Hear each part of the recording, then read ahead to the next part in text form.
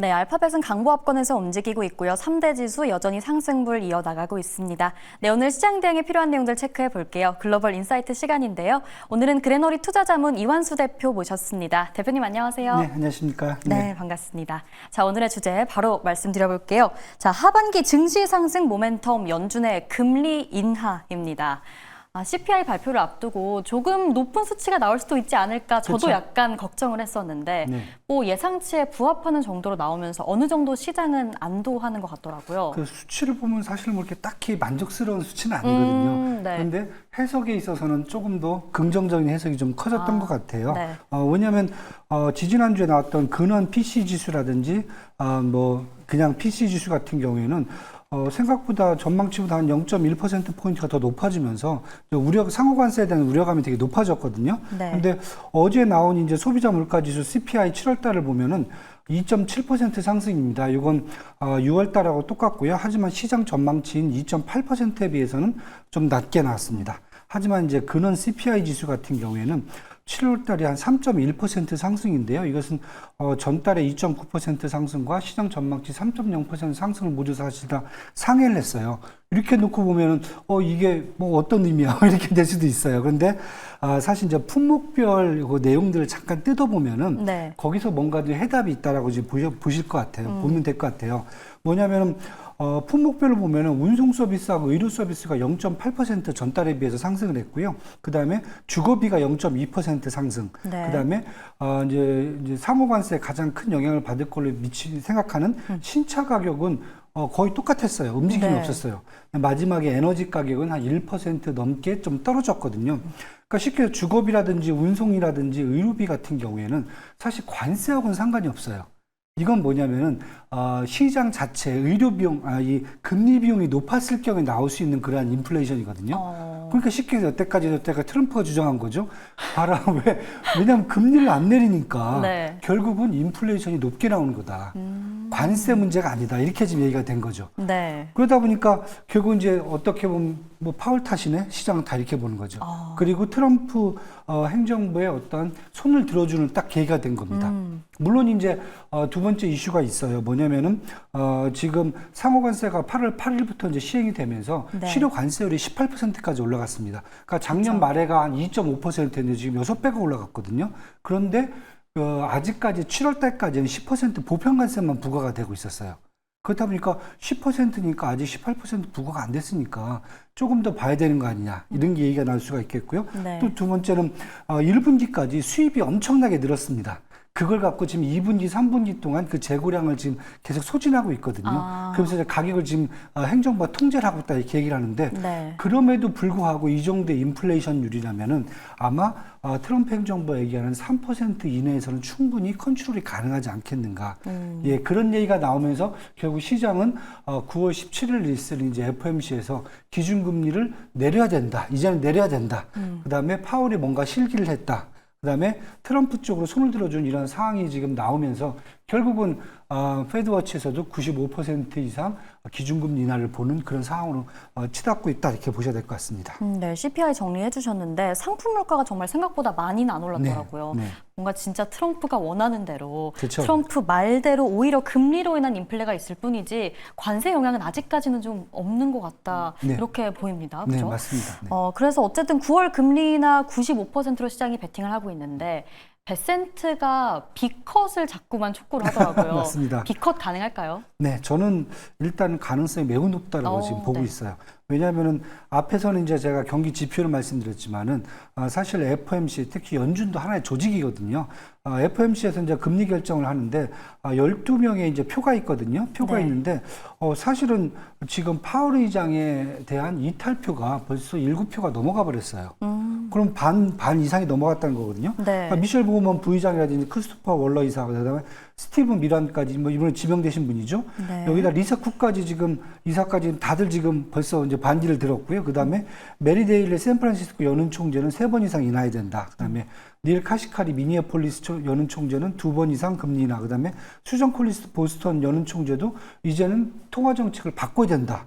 근데 더 재밌는 것은 베센트 장관이 50bp를 얘기하면서 향후에 이제 연준 의장 이제 후임자를 면담을 하겠다라고 했는데 네. 미셸 보우먼 부의장하고 필립 제퍼슨 부의장 두 분 다 지금 포함이 됐어요. 여기서 이제 필립 제퍼슨 부의장 같은 경우는 사실은 파월 의장 편이거든요. 네. 근데 갑자기 본인이 이제 그 연준 의장의 후임자에 오르니까 갑자기 매가 이 비둘기로 바뀌어지는 그러한 현상도 지금 보일 수가 있어요. 네. 그러니까 결국은 오늘 또 이제 연은 총재들이 다 지금 스피킹을 하고 있는데 그렇다 보면 사실 지금 어떻게 보면 지금 연준에서 파월 의장 빼고는 다들 지금 표가 비둘기파 쪽으로. 갑자기 다들 비둘기들이 모여 있는 이런 네. 상황이 될 수 있다. 네. 그렇다 보면은 이 비둘기끼리 지금 경쟁이 나온 거죠. 누가 더 세게 더 빨리 금리를 내려서 지금 트럼프 쪽 라인과 아니면 베센트 장관 쪽 라인으로 서야 되는지. 네, 벌써 지금 이게 눈치 게임이 시작이 됐거든요. 네. 또 연준 점도표 보면 2025년도 올해 말까지 3.9%고요. 내년 말까지는 3.6%예요. 그래서 저는 아마도 3.6%까지 올해 다 정리가 되지 않을까, 지금의 속도라면은. 그래서 빨리 좀 내려갖고 경기 회복을 도와줘야 된다. 지금 이런 상황이거든요. 그렇다고 보면은 9월 17일에는 50bp 인하 가능성, 뭐 베센트 장관뿐만 아니라 지금 지금 전반적으로 지금 시장에서도 50bp를 지금 강하게 요구를 하고 있는 상황이기 때문에 가능할 것 같고요. 연내 올해 연말까지는 한 75bp까지도 가능하지 않겠는가. 왜냐하면 인플레이션이 한 3% 내에서만 통제가 된다면 지금 기준금리가 4.5%이기 때문에 한 100bp는 충분히 저는 커버가 가능하다라고 지금 보여주고 있습니다. 그래서 아마 이런 인하 속도도 되게 빨라지고 그다음에 인하 폭도 깊어지고 있기 때문에 이번 기준금리 인하는 조금 저는 기대를 좀 하셔도 괜찮지 않을까 이렇게 지금 보고 있습니다. 네. 어쨌든 다들 좀 어디에 줄을 서야 하나 다 똑같아요, 결국은. 고민하고 있는 것 같습니다. 네.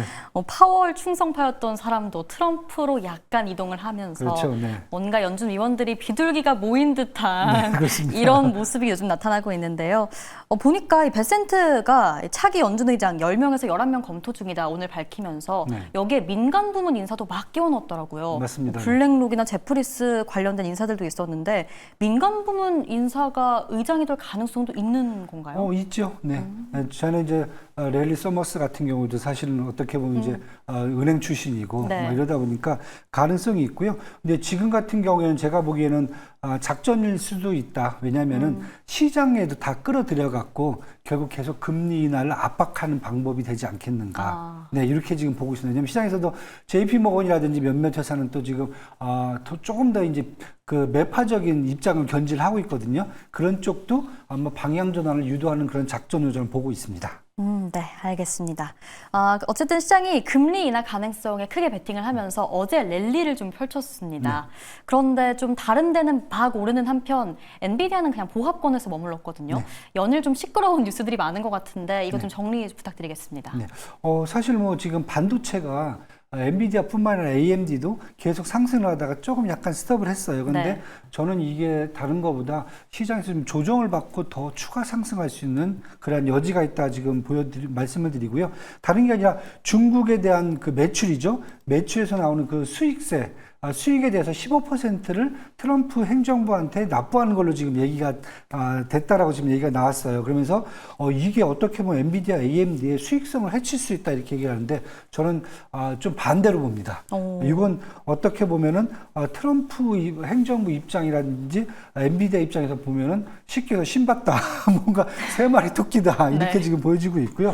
왜냐하면 엔비디아 입장에서는 중국에서의 어떤 AI 인프라 확대가 사실 필요하거든요. 그렇죠. 이미 이제 미국이 독점이 깨진 상황에서 반도체라든지 AI가 글로벌 생산과 수요로 넘어가려고 그러면은 중국에서 경쟁력, 중국에서의 어떤 리딩을 하지 않으면 사실 힘들거든요. 그걸 지금 이미 엔비디아, 젠슨왕이라든지 AMD 리사수 대표도 다 알고 있고 그다음에 트럼프 행정부도 그걸 다 알고 있거든요. 그런 상황에서 본다면은 일단 엔비디아는 중국에서 반도체 인프라 확대를 할 수가 있고요. 일단 당장의 수익이 중요한 건 아니거든요. 지금 제가 봤을 때는. 두 번째, 트럼프 정부는 수입도 준비하면서 중국에 대한 AI 칩 규제 완화도 어느 정도 풀어주면서 무역 협상에서 조금 더 뭐랄까 당근을 더 줄 수 있는 그런 여지까지 되고 있기 때문에 어제 같은 경우에는 사실 엔비디아하고 약간 이제 AMD는 그동안 좀 오른 상황에서 이러한 이벤트가 터졌기 때문에 조금 이제 조정을 있지만은 하락은 아니고 그냥 제가 봤을 때는 딱히 움직이진 않았거든요, 주가가. 네. 예, 그래서 이게 좀 시간이 지나면 다시 좀 재상승할 수 있을 걸로 보여지고요. 그다음에 범용 반도체 중에서 대중국 수출이 한 전체 매출에서 15에서 20% 나오는 회사들이거든요. 인텔이라든지 퀄컴, 마이크론 테크놀로지, 글로벌 파운드리 같은 경우에는 어제 강세를 보였고요. 네. 오늘도 지금 장 초반에 조금 약간 밀렸다가 다시 또 플러스로 바뀌는 모습을 다 보여주고 있거든요. 그래서 저는 이렇게 본다라고 보면은 아마 트럼프 행정부에서 쉽게 해서 이것을 맛을 좀 본 것 같아요. 그렇다고 보면은 다른 기업들한테도 이것을 확대할 수 있다는 얘기가 나오고 있거든요. 그래서 맞아요. 이것도 하나의 어떻게 보면 트럼프식 어떤 무역 협상이라든지 아니면 기업들에 대한 전략이 될 수 있겠다 이렇게 지금 보여주고 있습니다. 네. 수출세가 뭐 엔비디아 주가에 있어서 장기적인 악재가 되진 않을 거다라고 네. 짚어주셨는데요. 네, 가격을 아마 다들 그 얘기해서 혹시 삼성전자라든지 SK 하이닉스 같이 납품하는 업체들한테 이것을 돌리려 하지 않을까? 네, 근데, 타격이 있을까? 다들 그렇게 생각하시면 제가 보기에는 그냥 수출용 반도체를 가격을 올려버리면 돼요. 왜냐하면 중국은 필요하거든요. 예, 그리고 가격 한 15% 정도 올려서 팔고 나면은 네. 뭐 제가 봤을 때는 수익성에 이런 것은 전혀 문제가 없다.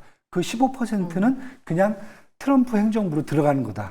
그러면 트럼프 행정부 입장에서는 규제를 완화해주면서 결국은 관세 수입을 얻는 딱 그런 여건이 될 수 네. 있다라고 보기 때문에 저는 수익성을 해치진 않는다. 이건 어떻게 보면 구조적으로 봤을 때는 세 마리 토끼다. 이렇게 지금 보여집니다. 네, 세 마리 토끼다라고 네. 짚어주셨는데요. 마지막으로 금리나 수혜주까지 좀 여쭤보고 싶어요. 투자 전략 어떻게 세워보면 좋을까요? 제가 뭐 지난주부터 계속 하반기에는 네. 저희가 이제 금리 인하의 수혜주를 계속 보셔야 된다. 금리의 수혜주는 뭐 AI 반도체는 당연히 기본이고요. 그 다음에 핀테크하고 금융 쪽도 사실 금리 인하 수혜주입니다. 이미 저희가 계속 투자하고 있는 것들이 계속 더 저는 성과를 낼 수 있다고 보여지고요. 네. 추가적으로 본다면 이제 소비재. 계속 저희가 좀 많이 지금 빼놓고 있었는데 소비재 쪽에서는 아마 금리나 특히 이제 연말 11월 달 되면 쇼핑 시즌이 들어오잖아요. 그럼 제가 봤을 때는 그동안 밀려있던 소비가 폭발적으로 증가할 수가 있기 때문에 소비재를 좀 미리 보셔야 네. 된다. 그리고 마지막에는 제약바이오. 왜냐하면 금리가 높아서 투자가 부분들이 사실 제약바이오 쪽에서는 많이 밀렸거든요. 그쵸, 장기적으로 그쵸. 투자를 해야 되니까요. 네. 근데 그런 부분들이 어느 정도 해소될 수 있는 상황으로 갈 수가 있기 때문에 그동안 저희가 도외시했던 소비재하고 제약바이오도 이제 저희가 이제 관심을 갖고 이제 봐야 되는 그러한 상황에 와 있다라고 보셔야 될 것 같습니다. 네, 현재 상황에서 관심 가져야 할 섹터까지 짚어주셨습니다. 오늘 말씀 여기까지 듣겠습니다. 고맙습니다.